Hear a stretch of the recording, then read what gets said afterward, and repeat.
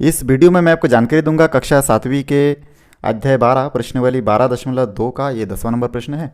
एक स्टूडेंट ने मेरे को बताया था कि मैसेज करके कमेंट्स में बताया था कि ये जो क्वेश्चन है इसको समझा दीजिए। तो इस क्वेश्चन को इसलिए मैं एक्सप्लेन कर रहा हूँ। आप लोग कमेंट्स में जाके मेरे को बता सकते हैं कि आपको कौन सा क्वेश्चन बनाने में दिक्कत हो रहा है। मैं उसका भी सॉल्यूशन यहाँ पे बना के अपलोड करूँगा। तो यहाँ पे देखिए, ये जो 10वां नंबर क्वेश्चन है इसमें आपको देखना है एकांतर कोण, संगत कोण और तिर्यक रेखा, ये सब आप लोग जानकारी हो चुका है। दो समांतर रेखाओं को क्रॉस करने वाली लाइनिंग को तिर्यक रेखा कहा जाता है। तो ये सब रेखा का नाम देखिए यहाँ पे दिया गया है, एम लाइन, इस लाइन को एल, इस लाइन को क्यू, इस लाइन को पी। और ये दोनों सभी लाइन है, चारों लाइन एक दूसरे को क्रॉस करके कुछ एंगल बना रहे हैं। जैसे यहाँ पे 120 अंश का कोण है, यहाँ पे एक्स अंश है, यहाँ पे इस कोण का नाम 2 दिया गया है, ठीक ना। और जहाँ पे अंश में है मतलब वो उसका कोण का मान है, ठीक ना, कितना डिग्री का कोण है आपको दिख रहा है जो अंश में है। अंश मीन्स ये देखिए संख्या के ऊपर एक बिंदु डॉट दिख रहा है आपको, ठीक ना। या फिर छोटा जीरो, आपको स्मॉल जीरो दिखेगा, उसी को हम लोग अंश बोलते हैं और इंग्लिश में उसको एंगल कहा जाता है, कोण। तो ये जो कोण है, कोण को हम लोग अंश में नापते हैं। तो इसलिए यहाँ पे 120 अंश और यहाँ पे 135 अंश दिया गया है कोण का मान। और यहाँ पे x और 2 क्या है, इसका कोण का नाम है, ठीक है। इसका मान हमको पता करना है। तो सबसे पहले हमको इस प्रश्न में, इस डायग्राम में देखना है कि इसमें से कौन सा दो कोण, ठीक ना, कोई दो मान एक जगह पे है जहाँ से हम लोग कुछ मान प्राप्त कर सकते हैं। क्योंकि हम लोग जानते हैं कि एक सरल रेखा पे कुछ भी कोण बनेगा, यहाँ पे कोई भी कोण मैं बनाऊंगा तो हम लोग जानते हैं कि ये दोनों कोना आपस में मिलकर कितना डिग्री होना है, 180 अंश, ऐसा हम लोग जानते हैं। तो यहाँ पे भी देखिए ये एक लाइनिंग है और इस लाइनिंग में दो कोना है, एक है 135 अंश का और एक है, एक कोण का नाम क्या दिया है, 2 दिया है, और एक में कोण का माप 135 दिया है। इन दोनों का योग भी कितना आना चाहिए, 180 होना चाहिए। क्योंकि एक सरल रेखा पर कहीं पर भी कोण बने वो कोण हमेशा कितना होता है आपका, 180 अंश। इसलिए हम लोग यहाँ पे 135 और 2 कोण को क्या कर देंगे, जोड़ देंगे और इनके बराबर 180 अंश हम लोग लिख सकते हैं। तो चलिए हम लोग, जैसे मैं आपको बताया वैसे मैं यहाँ पे लिखूँगा। तो यहाँ पे 135 अंश को कोण 2 के साथ मैं जोड़ दूंगा और इसका बराबर 180 लिखूंगा। क्यों लिख रहा है ऐसा, क्योंकि किसी सरल रेखा पर बना हुआ कोण 180 अंश का होता है। चलिए आगे बढ़ते हैं।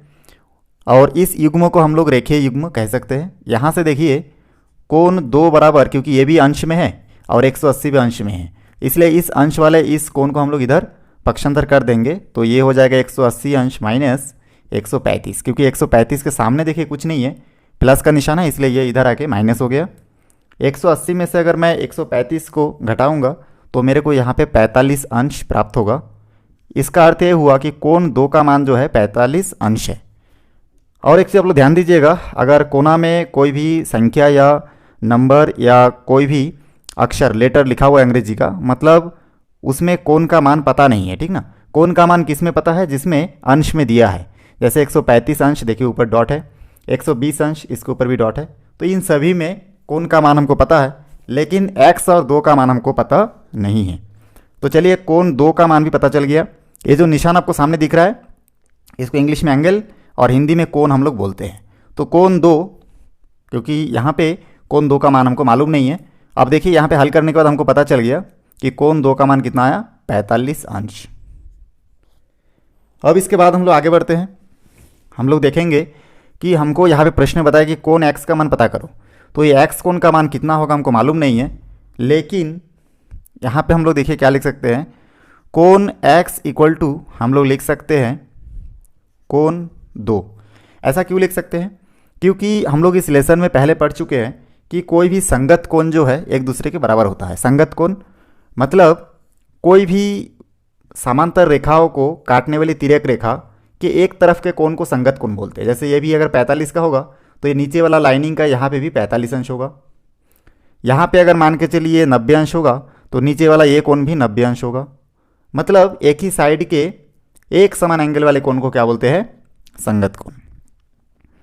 तो उसी प्रकार से यहाँ पे आप देख रहे होंगे जो हमारा डायग्राम है, इसमें भी ये जो लाइनिंग है, ठीक ना, क्योंकि समांतर रेखा कौन कौन सा है, एल और एम, इसमें समांतर रेखा है। यहाँ पे देखिए ये जो 2 आपको लकीर दिख रहा है इसका मतलब समांतर होता है। एल और एम क्या है, एक दूसरे के समांतर है।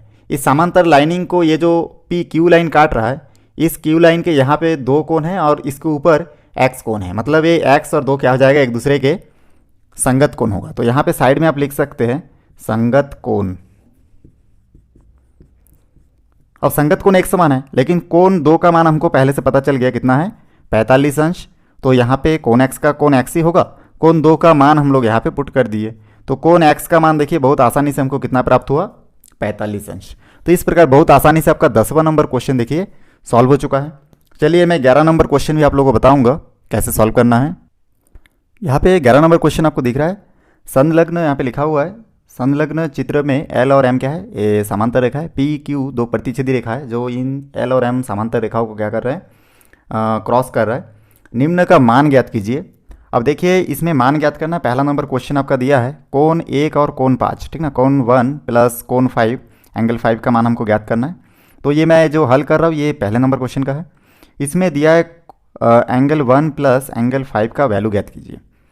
तो यहाँ पे डायरेक्ट हम लोग देख रहे हैं दोनों का वैल्यू ज्ञात करना है। यहाँ पे देखिए ये जो समांतर रेखा है, इस समांतर रेखा, ठीक ना, समांतर रेखा को मैं देखिए ये समांतर रेखा, ये जो एल और एम रेखा है, इस रेखा के बाहर कौन कौन सा कोण है, ये देखिए 2, 3, 9 और यहाँ पे कुछ नहीं है, यहाँ पे 7 और 8, ये क्या है, इस लाइनिंग के बाहर का कोण है, इसको हम लोग बाह्य कोण बोलते हैं। और इस एल और एम रेखा के अंदर कौन कौन सा कोण है, 1, 4, 10, 11, 6, 5, ये सब क्या है, अंत कोण है। तो 2 अंत कोणों का योग भी 180 हम लोग ले सकते हैं। तो हम लोग डायग्राम में देखेंगे कि कोण 1 और कोण 5, क्योंकि ये तिर्यक रेखा के अंदर है, अंत कोण है, तो 2 अंत कोणों का योग हम लोग 180 अंश ले सकते हैं। तो ये बहुत आसानी से हमारा क्वेश्चन हल हो चुका है। देखिए कोण 1 और कोण 5 अंदर होने के कारण अंत कोण है, तो अंत कोणों का योग हम लोग 180 अंश ले सकते हैं। अंतः कोण जो अंदर स्थित है और बाह्य कोण मतलब जो बाहर स्थित है, तो अंत कोण है यहाँ पे, इसलिए ये इस प्रकार से 180 अंश के बराबर होंगे। चलिए दूसरा प्रश्न देखते हैं। दूसरा प्रश्न में देखिए लिखा हुआ है कि कोण 3 और कोण 5। तो कोण 3 और कोण 5 को आप लोग देख सकते हैं यहाँ पे, कोण 3 और कोण 5 क्या होगा। अब कोण 3 और कोण 5 में हम लोग देख रहे हैं कि यहाँ पे ये दोनों एक बाहर है और कोण 5 जो है एल और एम, ये जो समांतर रेखा है, इस समांतर रेखा के अंदर है 5 और 3 जो है समांतर रेखा के बाहर है। तो एक अंदर है एक बाहर है। तो हमको इन दोनों का मान तभी हम लोग पता कर पाएंगे जब दोनों कोण एक दूसरे के क्या हो, ये जो समांतर रेखा है इसके अंदर हो, एल और एम रेखा के अंदर हो, तब हम लोग पता कर सकते हैं। तो इसलिए हम लोग यहाँ पे देखेंगे 5 तो आपका अंदर है लेकिन 3 आपका बाहर है एल और एम रेखा के। देखो एल और एम रेखा को मैं अगर ब्लॉक कर दूंगा, अंदर क्या क्या दिख रहा है, 10, 4, 1, 11, 6 और 5, ये सभी कौन दिख रहा है, 3, 2, 9 और यहाँ पे 7, 8, ये सब क्या है, बाह्य कोण है। तो उसी प्रकार से हम लोग यहाँ पे क्या कर रहे हैं कि अंत कोण बनाएंगे, तो 3 को कन्वर्ट करना पड़ेगा अंत कोण में। तो कैसे कन्वर्ट करेंगे, तो उसको चेंज करने के लिए हम लोग यहाँ पे तुलना करेंगे कि 3 का शीर्षाभिमुख कोण क्या है, मतलब तिरछा जो कोण है वही शीर्षाभिमुख होता है। जैसे 3 का शीर्षाभिमुख कोण 1 है, 4 का 2 है, 6 का 8 है, 5 का 7 है। आया समझ में। तो उसी प्रकार से हम लोग कोण 3 के जगह पे क्या लिख पा रहे हैं, देखिए शीर्षाभिमुख, मतलब ऐसा यहाँ से ये देखिए तिरछा कौन सा दिख रहा है हमको, 1 कोण। तो इसलिए हम लोग कोण 1 को लिख सकते हैं कोण 3 के जगह पे। तो कोण 3 के जगह पे अगर हम लोग किसको लिखेंगे, कोण 1 को, तो ये हो जाएगा अंत कोण, और कोण 5 भी क्या हो जाएगा, अंदर ही है, और दोनों अंत कोणों का योग हम लोग लिख सकते हैं 180 अंश। तो इस प्रकार से हम लोग यहाँ पे जो हमारा आंसर आएगा वो कितना होगा, 180 अंश। तो बहुत आसानी से देखिए हमारा ये दूसरा प्रश्न भी बन चुका है। इनडायरेक्टली हम लोग बोल सकते हैं कि कोण 3 और कोण 5 का वैल्यू जो है 180 अंश होगा। तो ये हमारा आंसर होगा, ठीक है। यहाँ पे आप लोग इसको, क्योंकि ये 2-3 तरीके से आप लोग लिख सकते हो, इसलिए यह भी लिख सकते हो। देखिए हमारा दूसरा का आंसर है। चलिए तीसरा प्रश्न में आता हूँ। ठीक, तीसरा प्रश्न में लिखा हुआ है कि यदि कोण 11 = 90 हो तो कोण 10 एवं कोण 9 के मान ज्ञात कीजिए। अब 11 का मान कितना मान रहे, 90 मान रहे, तो कोण 10 का मान और कोण 9 का मान हमको पता करना है। तो इसको पता करना भी आसान होगा, देखिए कैसे। तो चलिए इसमें मैं यहीं पे सॉल्व करके आपको बता देता हूँ। तो यहाँ पे देखिए तीसरा नंबर क्वेश्चन का हल कर रहा हूँ। इसमें कोण जो दिया है उसको मैं पहले लिख लेता हूँ। यहाँ पे दिया है, और क्या दिया है, कोण 11 = 90 अंश दिया है, और कोण 10 का मान हमको पता करने के लिए कहा जा रहा है। तो कोण 10 का मान हमको पता नहीं है, और कोण 9 का मान भी हमको पता नहीं है, लेकिन हमको ये मालूम है कि इसमें से जो कोण 10 है ये आपका देखिए अंत कोण है, और 11 भी क्या है, अंत कोण है, ठीक ना। लेकिन ये जो 9 और 11 है ये दोनों देखिए आपका संगत कोण होगा, क्योंकि इस लाइनिंग के देखिए पहला एम लाइन के ऊपर है 11 और एल लाइन के ऊपर भी एन है, तो ये दोनों एक दूसरे के क्या होगा, संगत होगा। जैसे 3 का संगत क्या होगा, 6 होगा, 2 का संगत 5 होगा, 4 का संगत 7 होगा, ठीक ना। उसी प्रकार से यहाँ पे इस लाइनिंग के ऊपर वाला कोण दूसरे लाइन के ऊपर वाले कोण के क्या होगा, संगत होगा, ठीक। तो इस प्रकार से हम लोग संगत कोण 9 और 11 को एक इक्वल मान सकते हैं। तो 9 कोण भी जितना होगा कोण 11 भी उतना होगा, और कोण 11 का मान पहले से प्रश्न में दिया था कितना है, 90 है, तो यहाँ पे हम लोग 90 लिख सकते हैं। तो कोण 9 का मान देखिए हमको बहुत आसानी से प्राप्त हो गया है 90 अंश, ठीक। अब हम लोग को एक ही बचा इसमें कोण 10 का मान पता करना।